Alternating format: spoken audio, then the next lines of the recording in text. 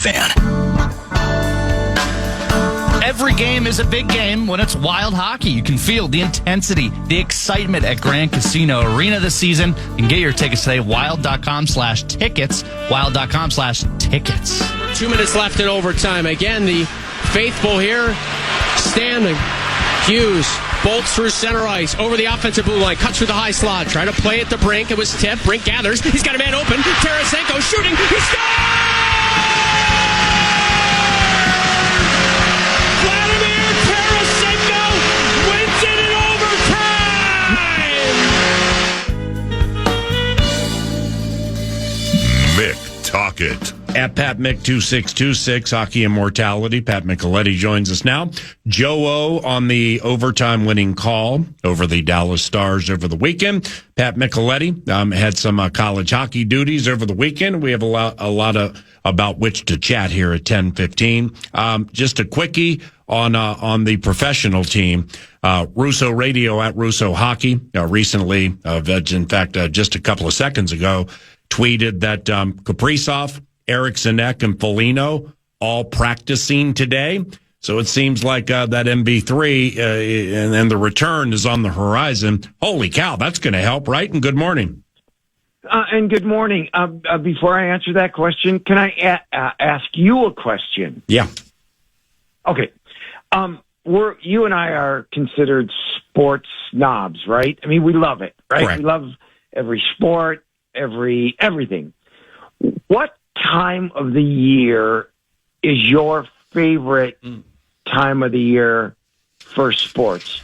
Meaning, would it be the college football playoff, NFL going into starting their playoffs?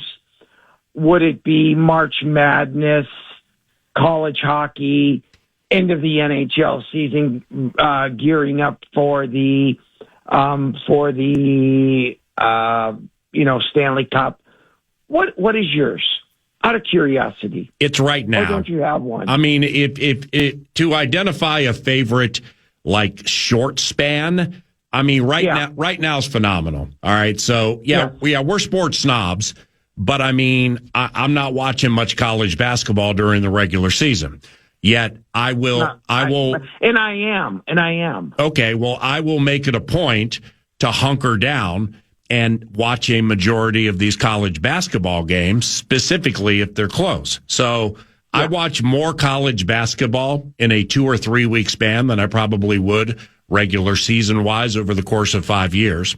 And then given the winter teams here, the Wild and the Minnesota Timberwolves have been playoff bound products for the last X amount of years, and they're both pretty good. Well, that enhances it and makes it fun. And then low key, the Frozen Four, with or without the Golden Gophers, well, that's always a lot of fun too, because it's the no tomorrow scenario. So you start catching those on Thursday and Friday, and then over the weekend, I'd say right now for about the next month, that's as good as it gets. What about you? Oh, you know what? I enjoy them all, but for some reason, this time of the year really gets me because I love college basketball. I love college hockey. Yep. I love the NBA. And so this just gets me super excited about all of these events. And so, that's it for me. But then again, I might say once we get to that's why we're snobs, right? Yeah, we like them all. But talk their short periods of time. Yeah, talk it. You're Minnesotan. I mean, you're Minnesota born, bred, and raised. Now, yeah. I moved here full time in '98, so I got some interloper / one of us to me. So, but I genuinely appreciate, and this is going to be super on the side of a coffee cup or bumper sticker, touchy feely. But the weather change. I mean, I know, I know we were pushing 80 over the weekend, and then all of a sudden we're in the 30s, but it's sunny. So like when the weather changes, starts to get warmer, more sunny days, Wild and Wolves in the postseason, The mayor, Freddie, gets to the Sweet 16. Guardsy gets to go to Sacramento. Sandlin's back in the mix, trying to do some damage. Denver just sitting back, like losing 10 or 11 games this year because they don't care until they get to the Frozen Four. I mean, all of that stuff's just so juicy. It's good enough to eat. Yeah. Now here's how much of a snob I am, Paul. When I lived in Italy, my main sports channel was Sky Sports. Okay? So, what did they carry? Well, cricket and Australian rules football. And obviously Premier League soccer and all of that. So, I was a big cricket snob. Wow. Didn't know anything about it, learned about it, kind of started to like it a little bit, but that's kind of where I land. Yeah. And that's why we are snobs. Okay, to answer your question, just quickly. I mean, because that I rudely interrupted. No, you're fine. You're I apologize. No, you're tentacle based. And I apologize. I mean, we have the body. Then the body has tentacles, and you're just you're tentacle based. So now I got to land the plane on this whole thing. When the Vikings first went to London, when I first went to London with the Vikings in 2013, and I think that was their first trip there. And then like when they beat the Browns at Twickenham, and all the couple of games at Tottenham Hotspur. I know what you're talking about with Sky Sports, and it's it's a fantastic presentation. They're just very, very professional and very good. Yeah, their production value is elite. Their talent's elite. They do show a lot of cricket, and when I watch cricket, it's crickets because I can't wrap my mind around how the ball is thrown, what that pallet that's like in the ground stands for, and how you score. So you got Mick Tocchet sniffing out over-unders in cricket matches, and I got no idea how to figure out if it's going to be a high or low-scoring contest, I'm with you. Yeah, it took me it took me about a year and a half to really to understand what they were doing, and parts of it I still don't understand, but that's what you do, right? I mean, right. You turn on Sky Sports and what's on, and you watch it, and I would concur with you. The presentation, the production, their analysts and play-by-play people, they're all very, very good. All right, now hey, I'm gonna reset. Okay. I'm gonna reset this quickly. Pat Micheletti at Pat Mick 2626. I want to begin. And I apologize. No, don't apologize. You're the guest, man. So you come into the house and eat the food. 3-2. Yeah. I want to start here now. Those Mankato Mavs. All right, you were on the call. I think Friday night, and Mankato's tournament bound. What was that like? It was the most fun game I called all season. The atmosphere in the building, the coaches were great, the players were great, and all of our pre-prep and all of that, and the excitement, and it was a terrific game. And Luke Strand is kind of since taking over from Mike Hastings, they just move. I mean, they just keep it rolling, and they played a terrific game, and they are going to be an absolutely difficult out in this in the regional that they're in. They happen to play Western Michigan, who won the title a year ago, and Mankato hit the pipe, and right after that, Western scored to win. And if Mankato wins that game, we might be talking about them as returning as national champs, because that was the most difficult game that Western Michigan had to play in the whole tournament last year. And so I think it's going to be another terrific game when they meet each other in Loveland. I'm glad you mentioned Luke Strand, who was on Beyond the Pond with you and Fallness over the weekend, Double B by your side. All right, so yes. As Tocchet just mentioned, it's Friday at 1:30. They give Western Michigan. Now, I purposely did not look back at this, and I'm just going to ride a vibe that what I remember when Hastings left and went to Wisconsin. Okay, so he left at a time where Mankato had gotten itself pretty good. And I would assume some things fell off with players graduating and stuff like that. So from where it was when Hastings left and went to Wisconsin to what Strand has done from then to now to get this squad where it is, like how challenging has it been? Oh, very. I mean, and let's not forget, Hasty took 3 players with him, 3 really, really good players with him to Wisconsin. Yeah. And you know what? Luke just said, you know what? That's the way it works, and we lost them, but we're not going to dwell on it.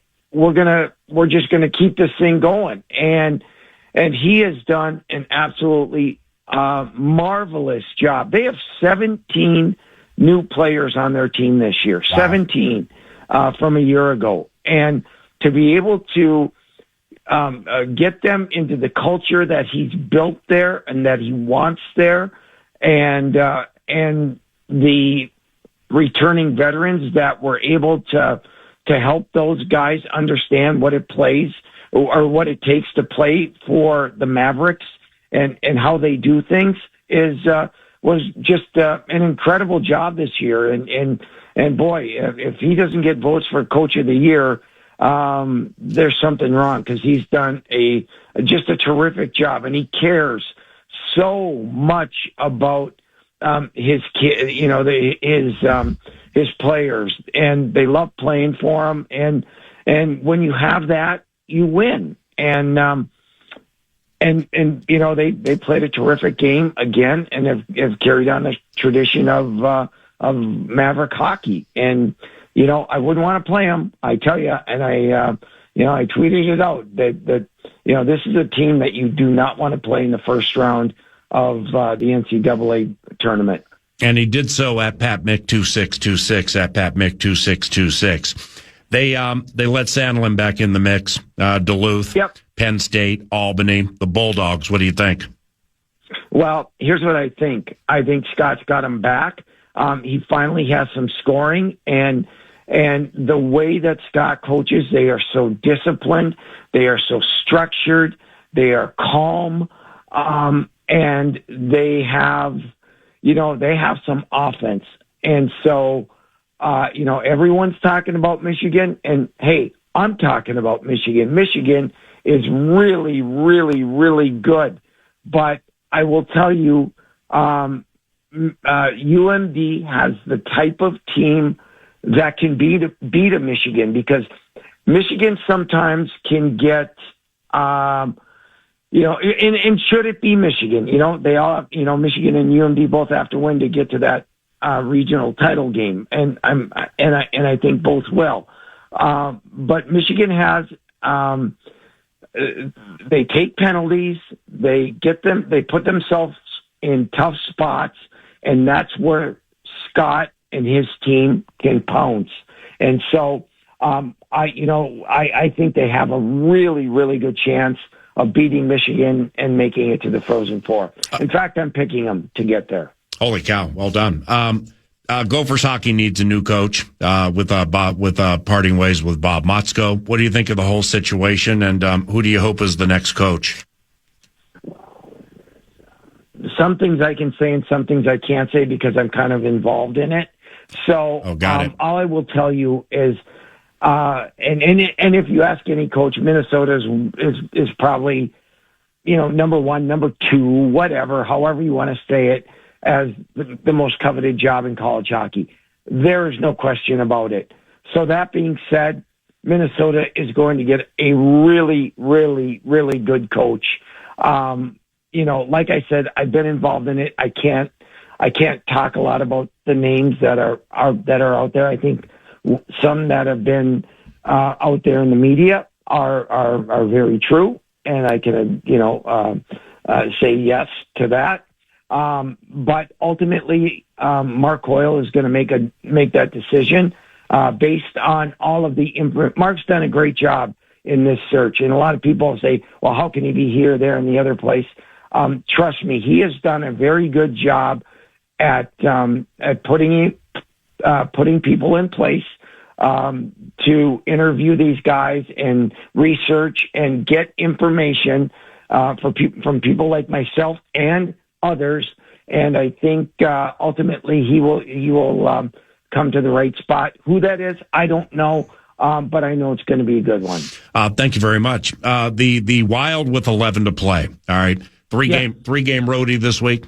They're at Tampa Bay, Florida, and Boston. 11 to play. Dallas got beaten regulation last night by Vegas, so we're 5 back.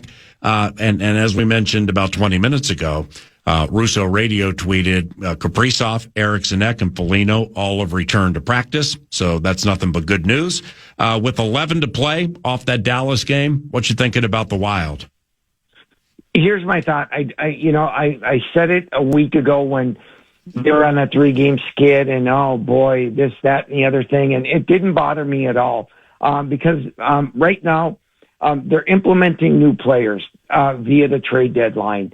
And so I think it's really, really important, A, to get them implemented, B, get them playing with their team, and then C, the biggest thing, and this is on the staff, is to say, okay, now that we got them, now that we saw them, now that they've played with different guys, what are their roles and where are they going to fit and how are we going to play come playoff time? They have 11 games to get that all sorted out. With the return of the guys that you mentioned, for me, you have to have everybody as close to healthy as you can going into the playoffs.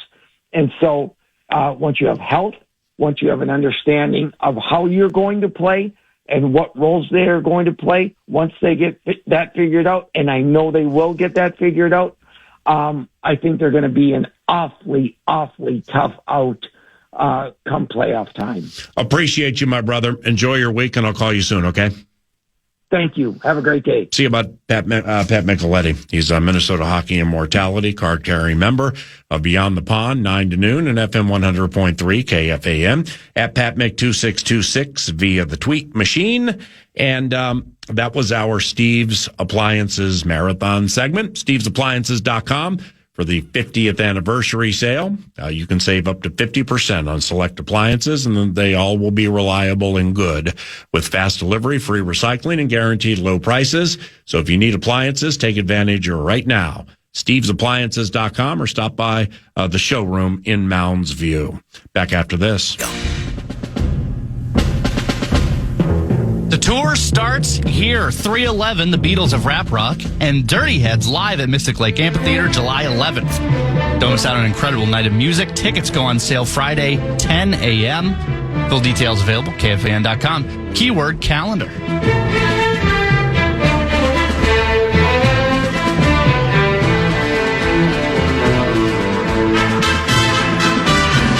What you doing over there, brother?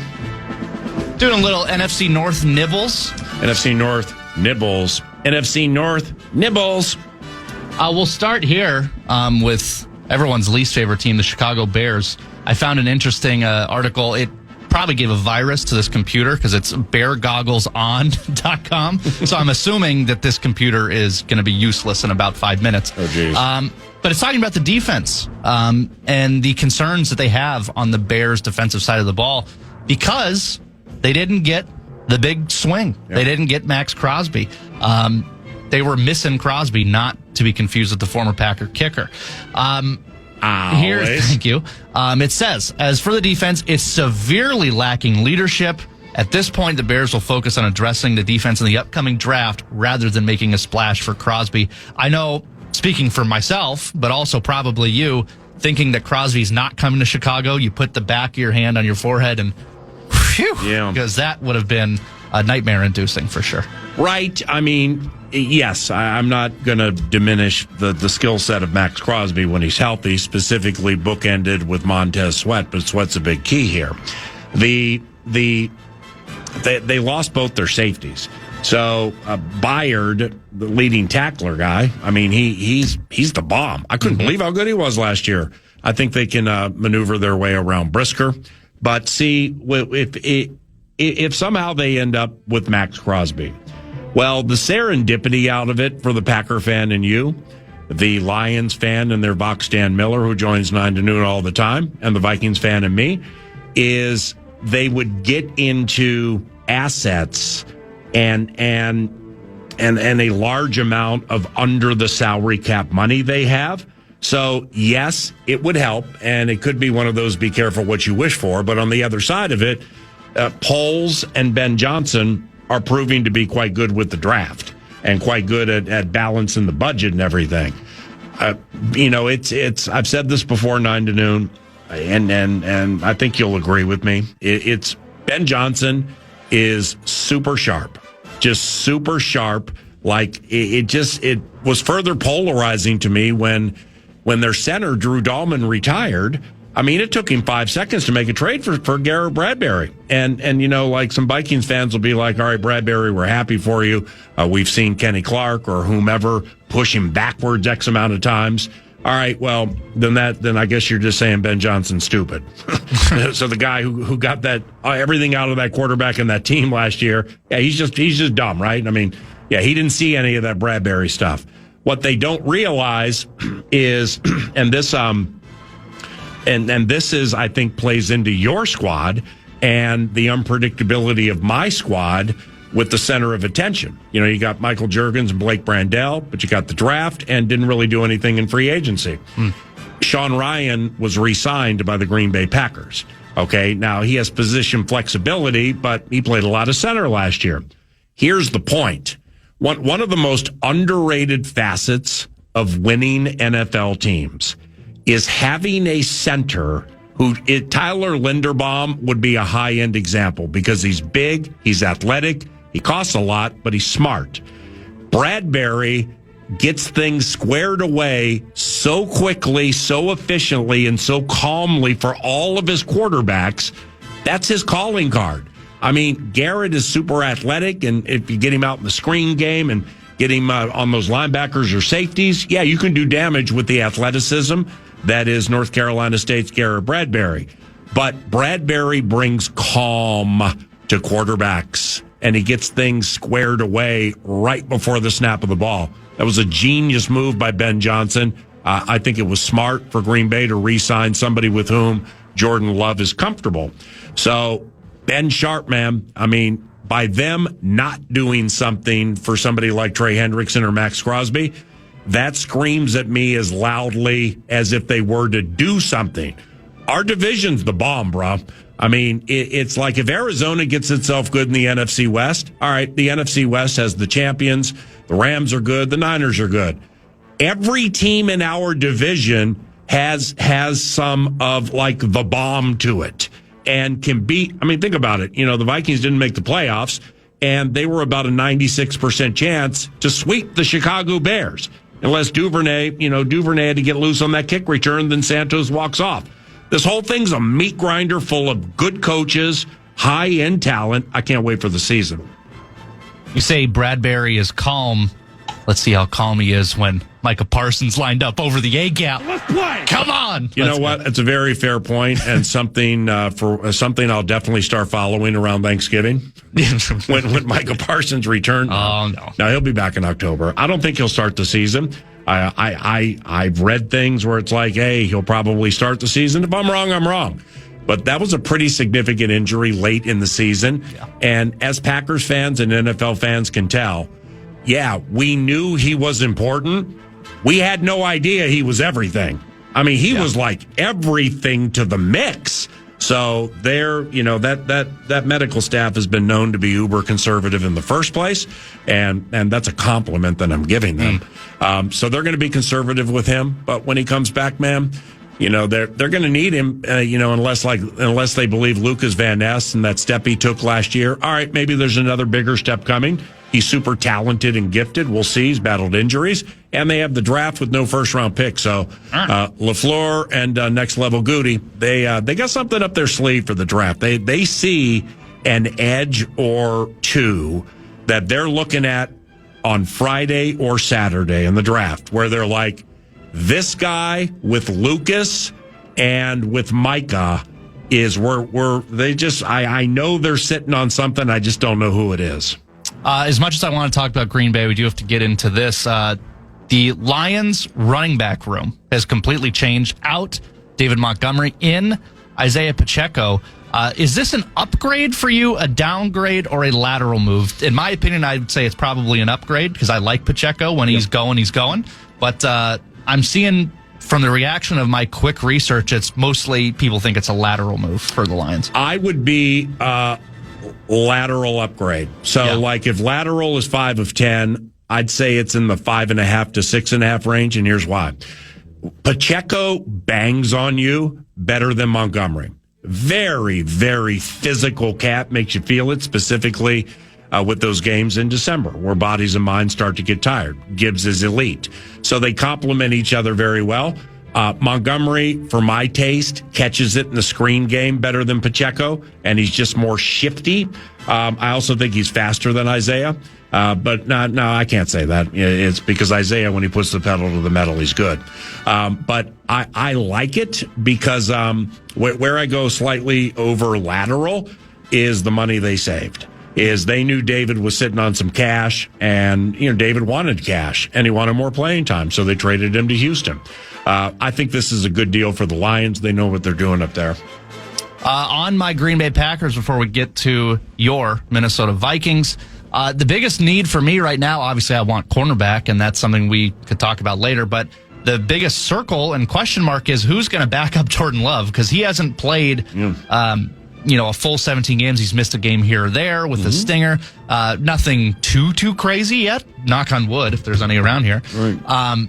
But they need someone that's capable to come in, and I'm not sure. It looks like, by everything they're doing, that they're going to try to find a late round. I mean, yeah, I guess you could technically find a veteran quarterback in the draft these days because of how long they stay in college. Yeah. But I don't know if I like going into the draft to find the backup quarterback somewhere in the late rounds. I don't know if I'm for it. Let me ask you this. So who do they have now? Any idea? Couldn't even tell you. Spence or something with Malik going to Miami. I understand what you're saying. It was a 2 quarterback room the whole year. Yeah, that's right. I understand what you're saying. Jordan's availability obviously is key because, we've had some in and out during the course of his career. His availability is key. I don't... they have Ritter, but that doesn't do much. Who is that? Desmond Ritter. Oh, Desmond Ritter, right. Yeah, I mean, I don't even know if you could plug him in, for 2-3 games and expect to win one of them. Yeah. Yeah, you're right. I hadn't thought of that. And that is a bit of a conundrum. I think is Case Keenum available? I mean, it's somebody like that. Somebody who, here are the keys, is they're not going to be in sneaky fashion banging on somebody's door late at night trying to get the starter's job. That ain't going to take place. Secondly, who is best to work with Love, who's still young in his career? Mm-hmm. And thirdly, if Love has to miss 2 or 3, who do you have who can win 1 or 2 of them? So that's that they can get somebody. I wouldn't trip on it. Lastly, not directly Vikings related, but it could potentially affect the Vikings down the road. What happened? Did you see the contract extension for Jackson Smith and Jigba? Yeah, I did. It was huge. Yeah, I know. 4-year, $168.6 million contract extension. Justin's like, mother. Well, you read my mind. That's where I'm going. It's not far away to where I believe he got 1 or 2 more years left of JJ on his contract. Yeah. And then all of a sudden, the Wilfs are pulling at the collar of their shirt right now going, and that's going to be a lot of money. That's a market resetting contract. How does that affect the Vikings going forward? Good question. I ain't going to trip on Justin's money now. We still, May 1st is the day. By that time, you have to declare fifth-year options on first rounders. So the what's next plan is what are they going to do in the draft? Then after that, May 1st, what are they going to do with Addison? You're going to pick up that fifth-year option. I would guess they would. And then we start thinking about that, at least I do. The A topic for me with Justin Jefferson and the Minnesota Vikings is big plays. Okay? There was a lot of praise coming Justin's way last year where, he just wasn't getting a lot of action. He was never getting into the end zone, and Justin's a legacy kind of guy where he wants to win and he wants to get to the Super Bowl, but Justin has been cracking Randy Moss, Jerry Rice, Torrey Holt, and Lance Allworth, immortality-type records every single year, except for last year. So with Kyler and the belief that he'll be the starter, the return of the big play for the Minnesota Vikings offense in the passing game, it will be there. Specifically, if Murray is good at deciphering the difference between man and zone defense. I mean, that is such a massive key for the Vikings offense into 2026 when Murray gets out of the pocket, because he does it naturally. If he can tell that these DBs and these linebackers are turning their backs on the offense because it's man coverage, I mean, he'll run from Maui to Maine. So that's going to be a calling card, or could be, for this offense. And defensively, if you sniff it out and you go after the kid, that means Jefferson's going to be single covered. So the return of the big play offensively, I truly believe, is going to be there for them next year. I mean, Kyler's been known to drop it. Kyler's been known to throw it to the other team. I think he has 9 pick sixes in his career. The return of the big play, potentially both ways, is upon us. And I'm there for it. There you go. NFC North. Nice Nibbles. job. Thank you. Nice job, brother. When we return, Brett's Bits and Bets, our version of fill-in producer News Du Nord, gets center stage at FM 100.3 KFAN.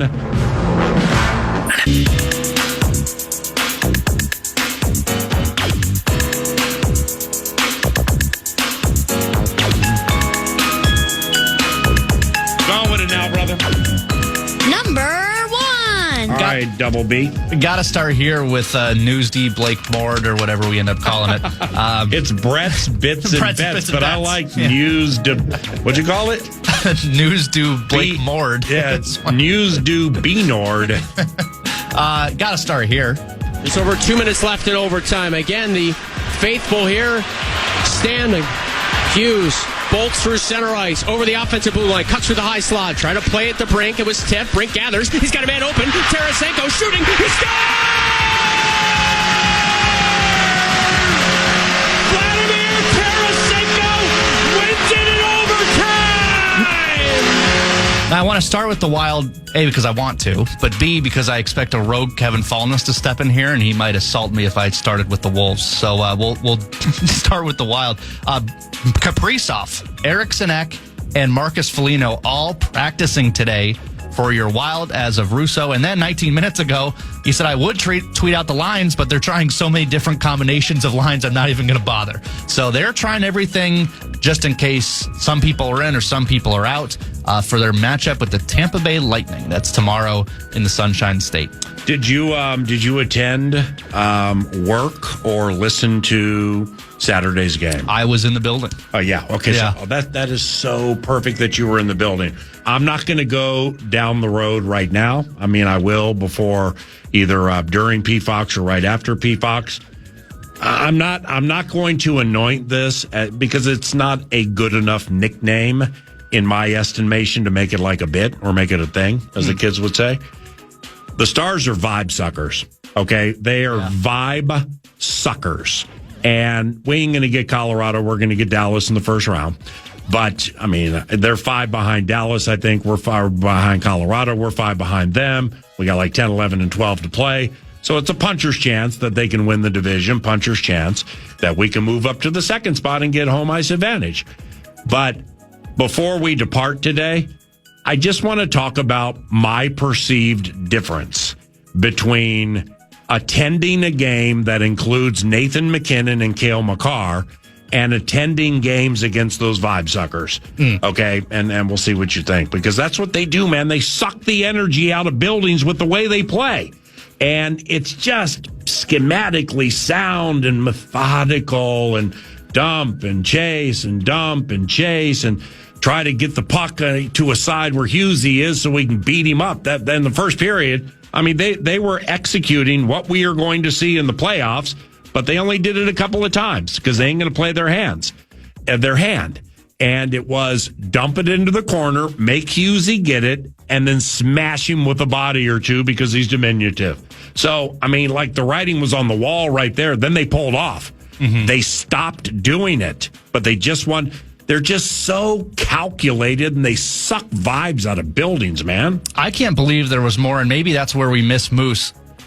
Hughes gets boarded, dirty from Robertson. Yes. Their guy. Yes. I mean, they reacted as far as energy, but I thought for sure we were going to get a scrum or Robertson would have to answer the call for that because that was a bad hit. Yes. I thought it could have been more, frankly. It was awful. And there really was no pushback physically from the Wild. I was a little disappointed with that because I don't know how we got away with that. I mean, okay, so McCarron played, right? He did. Okay, after he whooped up on Donato. So so you got that. But I mean, Erickson, still miss him. Erickson, Eck, and Foligno are two on whom you can count for that. Yeah. And they both were out. So I think it's the game. The Wild desperately wanted two and wanted to give none. Yeah. And then Vegas did us a solid last night, man. Dallas is on a back-to-back, and Vegas beat Dallas in regulation. So if we had found a way to get that thing in regulation, we'd be 4 back right now. We play them like, a week and change or 2 weeks from now. So then you got to get 2 again and give 0. Again, puncher's chance. But Dallas wanted to win, obviously, had to be completely content with an overtime loss against those guys to take a point. Colorado's getting healthy. Colorado's starting to get that swerve back, so we got to be careful about that late season McKinnon. But tell me, being in the building, now we beat them 5-2, like in December. They beat us 5-2 very early in the season, Game 6. You remember the playoff series, DeBoer terrorism, killing Kaprizov middle of the ice. When Zuki took that 4-minute penalty, and they win the face-off and Robertson scores. Yeah. And they're now 4 for 4 on the power play against us this year. Tell me, being in the building, you didn't feel like, here we go again. Yeah. This slow, sappy, non-racehorse hockey, methodical, calculated Dallas thing where they want everything to just be slow and beat you up. And the Wild punched back, and the Wild won the game. But it had to kind of feel like, a Wild Dallas game from days gone by where they dictate what they want, and we're in trouble. Yeah, when the last time the Wild played the Stars in the playoffs, that was the biggest problem. It was taking penalties, being stupid, and then face-off win on the power play, point, shot, score. Yeah. Every time. Yeah. So, yeah, I did feel that. I'm going to say something controversial. Give it to me. I think a bigger vibe sucker when the Dallas Stars are in town are Wild fans that are still wearing North Stars jerseys to the game. I can't stand it. But they're the colors. I don't care. So I don't do it. Just wear Wild stuff. Yeah, I see what you're saying. It's like, get over it. I'm 29. I was not alive when the North Stars were even a thing. I know. So from my perspective, I grew up being a Wild fan. Yeah. Even in Iowa. It's an identity complex. I'm like, why are we ripping me and the club I grew up with, and you're still supporting the guys who left you high and dry? I just don't. You're like, let me get this straight. You're here to root for Zuki and Husey, but you're wearing a Stars jersey. Correct. Well, no, it's the Wild version of the Stars jersey, but it's still a Stars jersey as in North Stars. No, I saw like old North Stars, like not the alternates. And there's a lot of just normal Stars jerseys there too, which sucks. Okay. So anyways, that's just... I'm glad you pet got peeve that of off your mine. chest. Thank you. Thanks for letting me do that. Let's move on. Number 2. Hey. This was a fantastic call in Boston.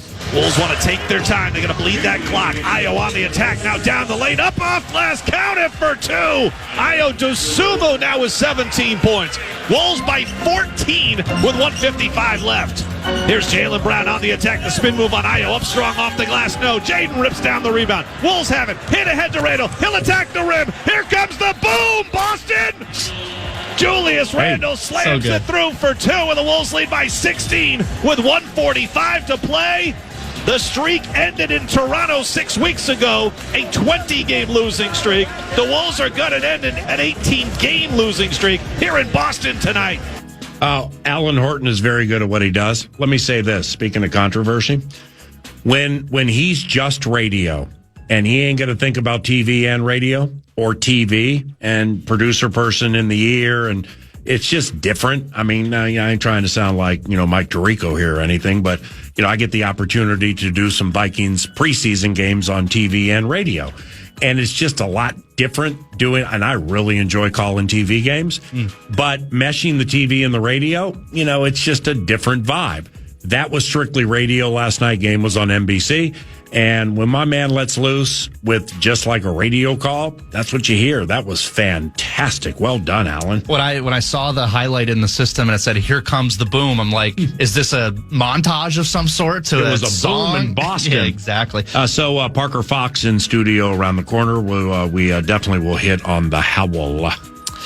So we'll hit on that. We'll go to... We've already talked about it, but it's still a big deal. Graholski to inbound. Get it into Amaya Battle. 15-foot baseline. Jumper is good. Go ahead, JG. Buzzer for the Sweet 16.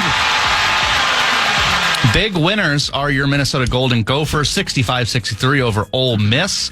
They're going to, let's be honest. They're going to get UCLA in California, in Sacramento. That's on Friday. So, do you believe in miracles? Yes, I do. Brilliant. Well done. So we'll see what happens. But they're a very good squad. And but the dream lives on for the Gophers, and we'll ride it as far as it goes. Yeah, this is nothing but good news. And I don't care who they get next. It's like if you're part of the Gophers athletic program, and the bottom line for sports programs matters. Well, you just put 10,000 and change in Williams Arena 2 consecutive games. Still strange to me. I just don't understand why, when you have regionals and stuff like that, it has to be cost cutting where the higher seed gets a couple of home games. Like tonight at 9:00, Oklahoma State is at number 1 UCLA.